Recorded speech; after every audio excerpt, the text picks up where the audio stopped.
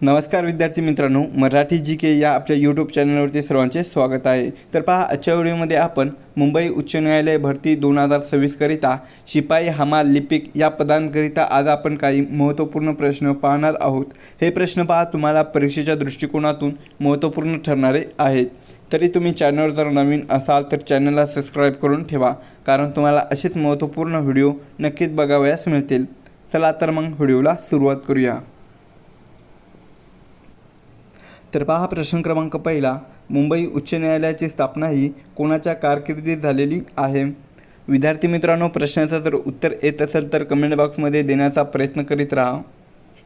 तर या प्रश्नाचं उत्तर होईल ऑप्शन क्रमांक 3, राणी व्हिक्टोरिया। तर पहा, मुंबई उच्च न्यायालयाची स्थापना ही राणी व्हिक्टोरिया यांच्या काळामध्ये सन 1862 कधी?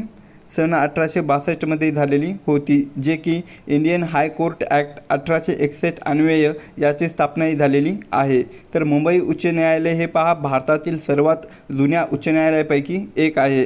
तर त्यावेळी भारताचे व्हाईसरॉय कोण होते? तर ते लॉर्ड कॅनिंग। लॉर्ड कॅनिंग हे पहा त्यावेळी भारताचे व्हाईसरॉय होते। तर या प्रश्नाचं उत्तर होईल ऑप्शन क्रमांक 3, राणी व्हिक्टोरिया यांच्या कारकिर्दीमध्ये मुंबई उच्च न्यायालयाची स्थापना ही झालेली आहे। प्रश्न क्रमांक 2, पंतप्रधान कार्यालयाचे नवीन नामकरण काय करण्यात आलेले आहे? या प्रश्नाचं उत्तर होईल ऑप्शन क्रमांक 4, सेवातीर्थ। तर पहा, पंतप्रधान कार्यालयाचे नवीन नामकरण हे सेवातीर्थ असे करण्यात आलेले आहे। प्रश्न क्रमांक 3, मौर्य साम्राज्याची स्थापना पुढीलपैकी कोणी केलेली आहे? या प्रश्नाचं उत्तर होईल ऑप्शन क्रमांक 4, चंद्रगुप्त मौर्य। तर पहा, चंद्रगुप्त मौर्यांनी चाणक्याच्या मार्गदर्शनाखाली मौर्य साम्राज्याची स्थापना ही केलेली आहे। ही जी स्थापना आहे तर ती पहा इसवी सन पूर्व 321 कधी? इसवी सन पूर्व 321 या काळात चंद्रगुप्त मौर्य यांनी मौर्य साम्राज्याची स्थापना ही केलेली होती। या प्रश्नाचं उत्तर होईल आपलं ऑप्शन क्रमांक 4। प्रश्न क्रमांक 4, मानवी शरीरातील सर्वात मोठी ग्रंथी पुढीलपैकी कोणती आहे? या प्रश्नाचं उत्तर होईल ऑप्शन क्रमांक 3, यकृत, त्यालाच की लिव्हर असे म्हणतो आपण। तर पहा, यकृत ही मानवी शरीरातील सर्वात मोठी ग्रंथी आहे। यकृत या ग्रंथीचं कार्य काय आहे? तर ते पित्तरस तयार करण्याचे कार्य करते। या प्रश्नाचं उत्तर होईल आपलं ऑप्शन क्रमांक 3, यकृत ही मानवी शरीरातील सर्वात मोठी ग्रंथी आहे। प्रश्न क्रमांक 5, संथाल ही आदिवासी जमात मुख्यत्वे कोणत्या राज्यामध्ये आढळते? या प्रश्नाचं उत्तर होईल ऑप्शन क्रमांक 2, झारखंड। तर पहा, संथाल ही भारतातील एक प्रमुख आदिवासी जमात असून ती प्रामुख्याने पहा झारखंड, पश्चिम बंगाल आणि ओडिशा, दुसरं कोणतं राज्य आहे? ओडिशा, या 3 राज्यामध्ये संथाल ही जमात प्रामुख्याने आढळते। या प्रश्नाचं उत्तर होईल आपलं ऑप्शन क्रमांक 2। प्रश्न क्रमांक 6, शिवरायाचे 8वे रूप, शिवरायाचा 8वा प्रताप असे कोणी म्हटलेले आहे? तर या प्रश्नाचं उत्तर होईल ऑप्शन क्रमांक 3, संत रामदास। तर पहा, संत रामदास यांनी छत्रपती शिवाजी महाराजांच्या कार्याचे वर्णन करताना शिवरायाचे 8वे रूप, शिवरायाचा 8वा प्रताप असे म्हटलेले आहे। या प्रश्नाचं उत्तर होईल आपलं ऑप्शन क्रमांक 3। प्रश्न क्रमांक 7, दलित बंधू ही योजना कोणत्या राज्याचा प्रमुख उपक्रम आहे? या प्रश्नाचं उत्तर होईल ऑप्शन क्रमांक 3, तेलंगणा। तर पहा, दलित बंधू ही जी योजना आहे तर ती तेलंगणा या राज्याचा तो प्रमुख उपक्रम आहे। प्रश्न क्रमांक 8, युनेस्कोचे मुख्यालय पुढीलपैकी कोठे आहे? तर या प्रश्नाचं उत्तर होईल ऑप्शन क्रमांक 3, पॅरिस, जे की फ्रान्स या देशाची राजधानी आहे।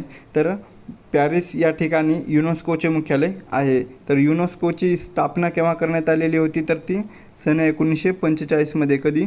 सन 1945 युनेस्कोची स्थापना ही करण्यात आलेली होती। या प्रश्नाचं उत्तर होईल आपलं ऑप्शन क्रमांक 3। प्रश्न क्रमांक 9, कोलोरू आणि पुलिकात ही 2 सरोवरे कोणत्या राज्यामध्ये आहेत? तर या प्रश्नाचं उत्तर होईल ऑप्शन क्रमांक 4 आंध्र प्रदेश. तर पहा कोलोरू आणि पुलिकात ही जी दोन सरोवरे आहेत तर ते आंध्र प्रदेश या राज्यामध्ये आहे. तर पहा कोलोरू हे जे सरोवर आहे तर ते पहा गोड्या पाण्याचं कोणत्या गोड्या पाण्याचं सरोवर आहे आणि पुलिकात हे जे सरोवर आहे तर ते पहा खाऱ्या पाण्याचे सरोवर आहे. या प्रश्नाचं उत्तर होईल आपलं ऑप्शन क्रमांक 4. प्रश्न क्रमांक 10 भाषिक तत्वावर निर्माण झालेले पहिले राज्य कोणते आहे? ऑप्शन क्रमांक 2 पहा आंध्र प्रदेश. तर आंध्र प्रदेश हे राज्य भाषिक तत्वावर निर्माण झालेले ते पहिले राज्य आहे. प्रश्न क्रमांक 11 एड्स हा रोग खालीलपैकी कशामुळे होतो? तर या प्रश्नाचं उत्तर होईल ऑप्शन क्रमांक 2 विषाणू व्हायरस. तर एड्स हा जो रोग आहे तर ते पहा विषाणू यामुळे तो होणारा रोग आहे. प्रश्न क्रमांक 12 26 नोव्हेंबर हा दिवस कोणता दिवस म्हणून साजरा केला जातो? या प्रश्नाचं उत्तर होईल ऑप्शन क्रमांक 2 संविधान दिन. तर पहा 26 नोव्हेंबर सन 1949 मध्ये भारताने संविधान हे स्वीकृत केले होते म्हणून हा दिवस संविधान दिन म्हणून साजरा केला जातो. या प्रश्नाचं उत्तर होईल आपलं ऑप्शन क्रमांक 2. प्रश्न क्रमांक 13 ग्रेस हे टोपण नाव खालीलपैकी कोणत्या कवीचे आहे? या प्रश्नाचं उत्तर होईल ऑप्शन क्रमांक 1 माणिक सीताराम गोडघाटे. माणिक सीताराम गोडघाटे या कवीचे ग्रेस हे टोपण नाव आहे. या प्रश्नाचं उत्तर होईल आपलं ऑप्शन क्रमांक 1. प्रश्न क्रमांक 14 म्हैसरमाळ हे थंड हवेचे ठिकाण कोणत्या जिल्ह्यामध्ये आहे? तर या प्रश्नाचं उत्तर होईल ऑप्शन क्रमांक 1 संभाजीनगर. तर संभाजीनगर या जिल्ह्यामध्ये म्हैसरमाळ हे थंड हवेचे ठिकाण आहे. तर म्हैसरमाळ हे पहा मराठवाड्यातील एक प्रसिद्ध पर्यटन आणि थंड हवेचे ठिकाण आहे. प्रश्न क्रमांक 15 इंटरनेटशी संबंधित असणारी संज्ञा HTTP म्हणजे काय? तर या प्रश्नाचं उत्तर होईल ऑप्शन क्रमांक 3. तर पहा इंटरनेटशी संबंधित असणारी संज्ञा HTTPचा याचा फुल फॉर्म काय आहे तर पहा H म्हणजे हायपर, T म्हणजे टेक्स्ट, T म्हणजे ट्रान्सफर आणि P म्हणजे प्रोटोकॉल.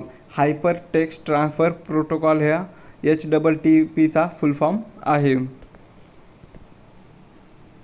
प्रश्न क्रमांक 16 ज्ञानपीठ पुरस्कार कोणत्या क्षेत्रातील उल्लेखनीय कामगिरीसाठी देण्यात येतो? तर या प्रश्नाचं उत्तर होईल पहा ऑप्शन क्रमांक 2 साहित्य. तर ज्ञानपीठ हा जो पुरस्कार आहे तर तो पहा साहित्य या क्षेत्रातील उल्लेखनीय कामगिरीसाठी तर तो देण्यात येतो. तर ज्ञानपीठ पुरस्काराची सुरुवात केव्हा झालेली आहे तर ती 22 मे सन 1961 मध्ये. कधी? 22 मे सन 1961 मध्ये ज्ञानपीठ पुरस्काराची सुरुवात ही झालेली आहे. तर ज्ञानपीठ हा जो पुरस्कार आहे तर तो पहा भारतातील साहित्यासाठी दिला जाणारा सर्वोच्च नागरी पुरस्कार आहे. या प्रश्नाचं उत्तर होईल आपलं ऑप्शन क्रमांक 2.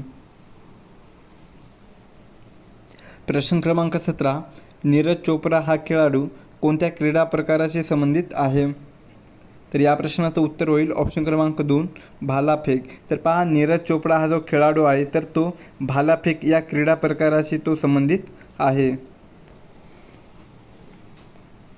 प्रश्न क्रमांक 18 कीटकांचा अभ्यास करणाऱ्या शास्त्रास डॅश असे म्हणतात? या प्रश्नाचं उत्तर होईल ऑप्शन क्रमांक 2 एंटॉमॉलॉजी. तर पहा कीटकांचा अभ्यास करणाऱ्या शास्त्रास एंटॉमॉलॉजी असे म्हटले जाते. प्रश्न क्रमांक 19 फ्लाइंग इट माय वे या पुस्तकाचे लेखक कोण आहेत? तर ऑप्शन क्रमांक 1 पहा सचिन तेंडुलकर. तर फ्लाइंग इट माय वे या पुस्तकाचे लेखक हे सचिन तेंडुलकर आहे. तसेच पहा सचिन तेंडुलकर यांना 2014 मध्ये कधी 2014 मध्ये भारतरत्न या पुरस्काराने सन्मानित करण्यात आलेले होते. प्रश्न क्रमांक 20 सर्वात जास्त बॉक्साईट उत्पादन करणारे भारतातील राज्य कोणते आहे? तर या प्रश्नाचं उत्तर होईल ऑप्शन क्रमांक 4 ओडिसा. तर पहा सर्वात जास्त बॉक्साईट उत्पादन करणारे भारतातील राज्य हे ओडिसा आहे. तर भारतातील एकूण बॉक्साईट उत्पादनापैकी निम्म्याहून अधिक उत्पादन हे पहा ओडिसा या राज्याचे आहे. प्रश्न क्रमांक 21 पंचायत समितीचे अंदाजपत्रक कोण तयार करतो?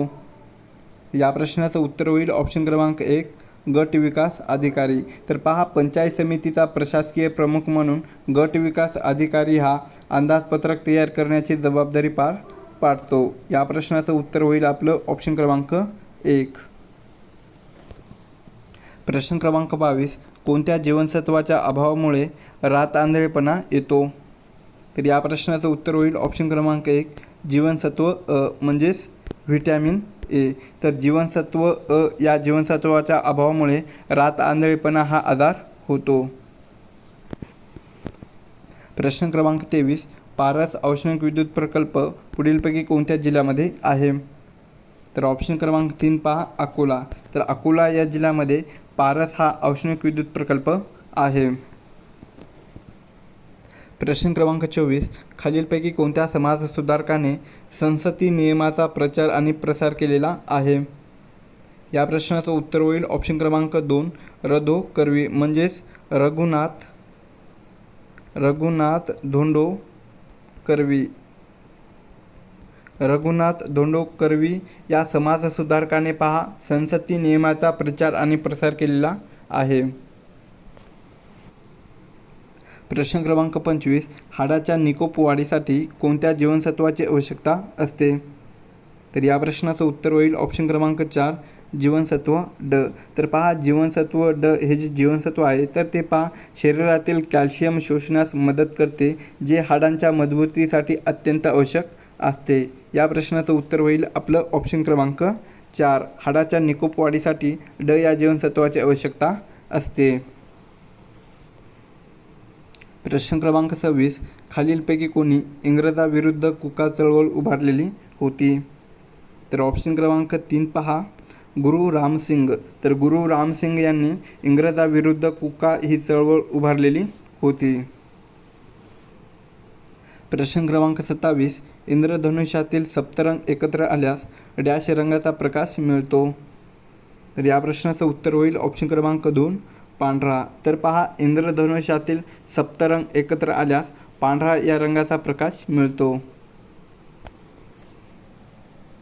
प्रश्न क्रमांक 28 महात्मा गांधी तंटामुक्त गाव मोहीम समितीचे जिल्हाध्यक्ष म्हणून कोण काम पाहतो? या प्रश्नाचं उत्तर होईल ऑप्शन क्रमांक 1 जिल्हाधिकारी. तर पहा जिल्हाधिकारी हा महात्मा गांधी तंटामुक्त गाव मोहीम समितीचे जिल्हाध्यक्ष म्हणून काम पाहतो. प्रश्न क्रमांक 29 बाबा आमटे यांच्या कर्मभूमीचे नाव पुढीलपैकी काय आहे? तर या प्रश्नाचं उत्तर होईल ऑप्शन क्रमांक 2 आनंदवन. आनंदवन हे कोणत्या जिल्ह्यामध्ये आहे? तर ते चंद्रपूर. कोणत्या? चंद्रपूर या जिल्ह्यामध्ये आहे. तर चंद्रपूर जिल्ह्यातील वरोरा येथे कुष्ठरोगांच्या सेवेसाठी त्यांनी आनंदवन हे उभारलेले होते. तर आनंदवन हे बाबा आमटे यांच्या कर्मभूमीचे नाव आहे. प्रश्न क्रमांक 30 घटनेच्या 79व्या कलमानुसार संसदेमध्ये खालील कोणत्या घटकाचा समावेश होतो? तर या प्रश्नाचं उत्तर होईल ऑप्शन क्रमांक 4 पहा राष्ट्रपती, लोकसभा आणि राज्यसभा. तर घटनेच्या पहा 79व्या कलमानुसार संसदेमध्ये राष्ट्रपती, लोकसभा आणि राज्यसभा या घटकांचा समावेश होतो.